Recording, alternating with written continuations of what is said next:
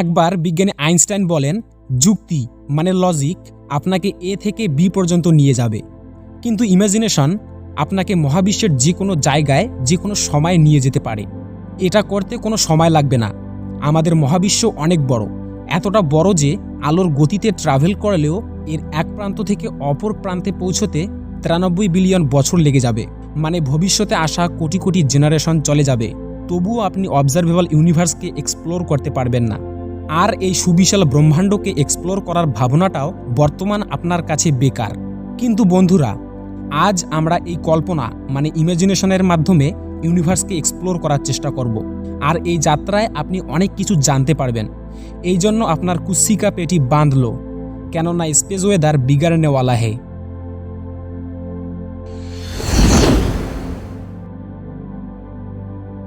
বন্ধুরা, এই অসীম মহাবিশ্বকে এক্সপ্লোর করার জন্য আমরা কিন্তু কল্পনার সাহায্য নিতেছি, সাথে কল্পনাকে লজিক্যালি বুঝতে যাচ্ছি। কেননা আমাদের ইউনিভার্স সম্পর্কে সঠিক থিওরি জানতে হবে। মহাবিশ্বের বিশালতাকে জানার জন্য আমাদের পৃথিবী থেকে মহাবিশ্বের শেষ সীমানা পর্যন্ত যেতে হবে। সেই জন্য এই যাত্রা আমাদের পৃথিবী থেকেই শুরু করব। আমাদের পৃথিবী, যেখানে আমরা সবাই বসবাস করি, যেটা প্রায় 13,000 কিলোমিটার চওড়ায় বিস্তৃত হয়ে আছে, আর যেখানে প্রায় 400 কোটি বছর ধরে জীব প্রজাতিকে সাথে নিয়ে সূর্যের চারপাশে ঘুরতেছে। পাশাপাশি এই সূর্য আমাদেরকে সাথে নিয়ে মিল্কি ওয়ে গ্যালাক্সির চারপাশে ঘুরছে। পূর্বের 4 বিলিয়ন বছর ধরে সূর্য মাত্র 20 বার মিল্কি ওয়ে গ্যালাক্সির চারপাশে ঘুরতে সক্ষম হয়েছে। এটার মাধ্যমে আপনি হয়তো বুঝতে পেরেছেন একটা গ্যালাক্সি কতটা বড়। যদি আমরা পৃথিবী থেকে সূর্যের দিকে যাত্রা করি, তাহলে আমাদের 15 কোটি কিলোমিটার পথ অতিক্রম করতে হবে। সাধারণত একটা মানুষের চলাচল করার সময় পায়ের স্পিড থাকে প্রায় প্রতি ঘন্টায় 5 কিলোমিটার।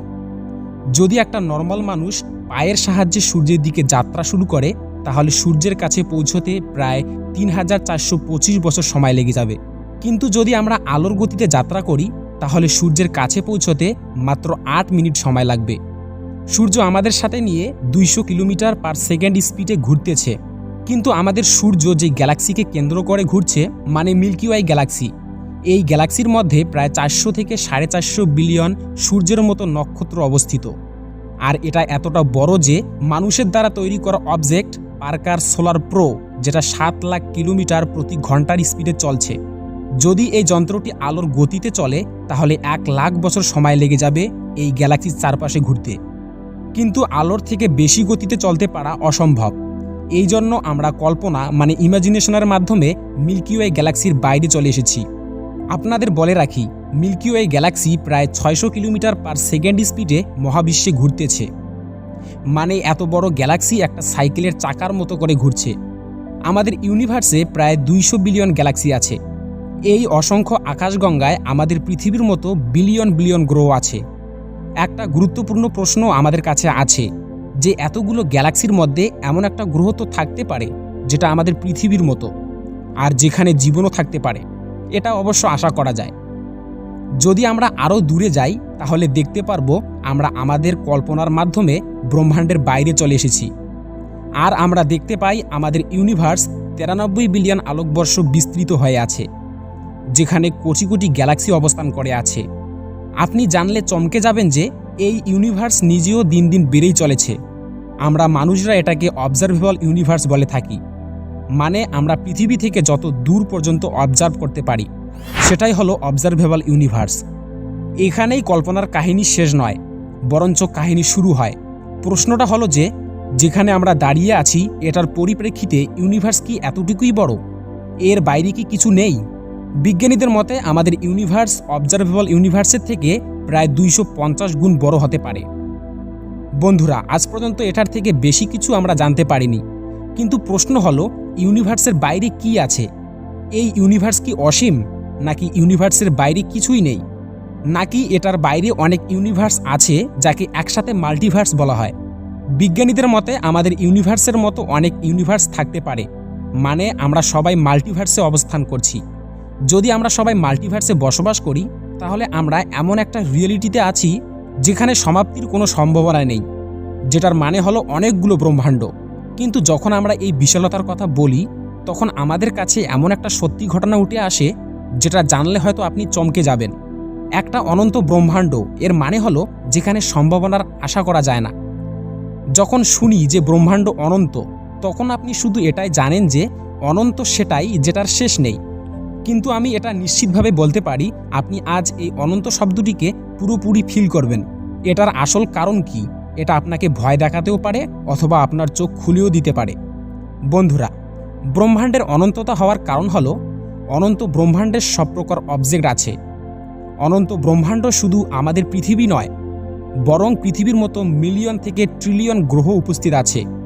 আর পৃথিবীর মতো হুবহু মানুষ সেখানে বসবাস করছে।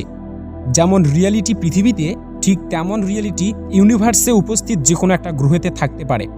যদি অনন্ত ব্রহ্মাণ্ডে উপস্থিত গ্রহগুলিতে মানুষ থাকে আর তাদের দৈনন্দিন জীবন যদি আপনার সাথে মিলে যায়, পাশাপাশি আপনার মতো দেখতে এমন একটা মানুষ যদি থাকে, আর আপনার জীবনে যেটা ঘটছে এই একই রকম রিয়েলিটি তার জীবনেও ঘটছে, এটার সাথে অন্যরকম ভ্যারাইটিও এই অনন্ত ব্রহ্মাণ্ডে উপস্থিত আছে, মানে আপনি কোনো মিশনে ফেল হয়েছেন আর এই অনন্ত মহাবিশ্বের কোনো এক কোণায় আপনার ডুপ্লিকেট একটি ভার্সন সাকসেসফুল হয়েছে।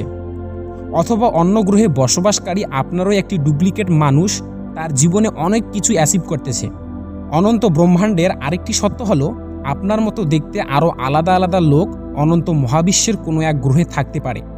মানে দেখতে একই, কিন্তু আপনার থেকে ছোট, বড়, পাতলা লোক থাকতে পারে। হতে পারে আপনার এক ডুপ্লিকেট এক ইউনিভার্সের ডাক্তার আর অন্য এক ইউনিভার্সে অ্যাক্টর। আপনার মতোই আলাদা আলাদা ভ্যারাইটির মানুষ আলাদা আলাদা ইউনিভার্সে থাকতে পারে। অনন্ত ব্রহ্মাণ্ডে আরও একটি সত্য হলো, যে ফিল্ম আপনি পৃথিবীতে দেখেন এবং সেই ফিল্মে বলা হয় ফিল্মের চরিত্রের সাথে বাস্তবের কোনো সম্পর্ক নেই, সেটা অনন্ত মহাবিশ্বের কোনো এক অজানা গ্রহে সত্যিকারেও ঘটতে পারে। অথবা ফিল্মের কোনো এক অংশ মাল্টিভার্সে উপস্থিত কোনো এক গ্রহের রিয়েলিটি হতে পারে।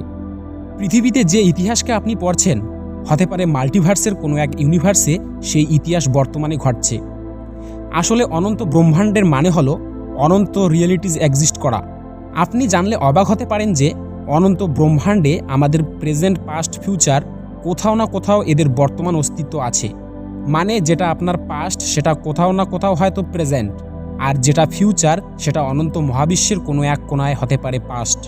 কিন্তু যদি আমরা অনন্ত ব্রহ্মাণ্ডে উপস্থিত জীবনের কথা বলি, তাহলে শুধু জীবন না, বরং বিচিত্র প্রকার ইন্টেলিজেন্স লাইফ থাকতে পারে। কেননা আমাদের পৃথিবীতে যেমনভাবে জীবের এভলিউশন হয়েছে, এই একই রকমভাবে কোনো ব্রহ্মাণ্ডে এভলিউশনের মাধ্যমে বিভিন্ন প্রকার জীবের জন্ম দিতে পারে। অনন্ত ব্রহ্মাণ্ডে এমনও গ্রহ থাকতে পারে যেখানে পিঁপড়ের মধ্যে ইন্টেলিজেন্স আছে কিন্তু মানুষের মধ্যে ইন্টেলিজেন্স নেই। অথবা এমন গ্রহ থাকতে পারে যেখানে গাধার মধ্যে ইন্টেলিজেন্স আছে। কেননা অনন্ত মহাবিশ্বের হাজারো সম্ভাবনা থাকতে পারে। অনন্ত ব্রহ্মাণ্ডের এমন জীবও থাকতে পারে যারা আমাদের থেকে বেশি ইন্টেলিজেন্ট, যাদের থিঙ্কিং পাওয়ার আমাদের থেকে বেশি, যেটার কারণে এতটা পাওয়ারফুল হতে পারে। আবার এরা এক ব্রহ্মাণ্ড থেকে অন্য ব্রহ্মাণ্ডে যেতে সক্ষমও হতে পারে। যদি তারা আলোর গতিতে চলতে পারা যন্ত্র তৈরি করতে পেরেছে, তাহলে টাইম ট্রাভেলও করতে সক্ষম হতে পারে। অনন্ত ব্রহ্মাণ্ড অর্থাৎ ইনফাইনাইট ইউনিভার্সে যদি মাল্টিভার্সের কথা বলি, তাহলে কিছু ইউনিভার্স এমনও থাকতে পারে যাদের নিয়ম আমাদের থেকে একদম আলাদা, যেখানে মেটারের পরিবর্তে অ্যান্টিমেটার উপস্থিত আছে। বিজ্ঞানীদের মতে বিগ ব্যাংয়ের বিস্ফোরণের পর মহাবিশ্বের সৃষ্টি হয়, আর এই বিস্ফোরণের কারণে আজকের মাল্টিভার্সে অনেক ইউনিভার্সের কল্পনা আমরা করতে পেরেছি। সেই জন্য ইনফাইনাইট ইউনিভার্সে এমন কোন ইউনিভার্স থাকতে পারে যেটার কল্পনা আমরা আজ পর্যন্ত করিনি। অ্যাস্ট্রোনটদের মতে আমাদের ইউনিভার্সের একটা সীমারেখা আছে। তারা মনে করেন একটা ইনফাইনাইট ইউনিভার্স কখনো জন্ম হতে পারে না। কিন্তু একটা প্রশ্ন আপনার মনে হয়তো ঘুরপাক খাচ্ছে, যদি এই ইউনিভার্স ইনফাইনাইট হয়, তাহলে আমরা কি কারণে এখানে উপস্থিত আছি? আসলে আমরা এখানে কেন এক্সিস্ট করতেছি? এই ইউনিভার্সের সামনে আমাদের উদ্দেশ্য কি? আমরা তো ইউনিভার্সের তুলনায় অনেক ছোট, তাহলে আমাদের অবজারভেবল ইউনিভার্স এক্সিস্ট করতেছে কেন? বন্ধুরা, এটা বিজ্ঞানীদের কাছেও একটা অনেক বড় প্রশ্ন। তবে কিছু প্রমিনেন্ট থিঙ্কার এটা মানে যে সে ইউনিভার্সে তার উদ্দেশ্য খুঁজে পেয়েছে। যেমন ইলন মাস্ক, ইনি মনে করেন যে মানব সমাজ অতীত থেকে শুরু করে বর্তমান পর্যন্ত অনেক বিপদের সম্মুখীন হয়েছে। তিনি বলেন পৃথিবীতে বসবাসকারী লাইফকেই আরও অ্যাডভান্স তৈরি করতে হবে। পৃথিবীর জীবনকে ধ্বংস করার জন্য কোনো অ্যাস্ট্রয়েড আসার আগেই লাইফকে এখানে মাল্টি প্ল্যানেটারি বানাতে হবে, আলাদা আলাদা বাসযোগ্য গ্রহ খুঁজতে হবে, আর হিউম্যান সিভিলাইজেশনকে ইউনিভার্সের অন্তিম কোণে পৌঁছাতে হবে। বন্ধুরা, এর পরেও কিন্তু আমাদের প্রশ্নের পুরো জবাব পাই না, কেন আমরা এই মহাবিশ্বে এক্সিস্ট করতেছি। তবে এটা ঠিক যে আমাদের একদিন সবাইকে মরতে হবে, আমাদের কোনো অস্তিত্বই থাকবে না, কিন্তু মাল্টিভার্স থেকেই যাবে। বন্ধুরা, আপনাদের মতামত কমেন্ট বক্সে অবশ্যই জানাবেন। ভিডিওটি ভালো লাগলে ভিডিওটিতে একটি লাইক দিয়ে বন্ধুদের কাছে শেয়ার করে দিবেন। আজ এই পর্যন্তই, দেখা হচ্ছে ইউনিভার্সের আরেকটি ইন্টারেস্টিং ভিডিও নিয়ে। ততক্ষণে মহাবিশ্বের বিশালতায় আপনারা ঘুরতে থাকুন, কেননা আমরা সবাই হলাম ভয়েজার।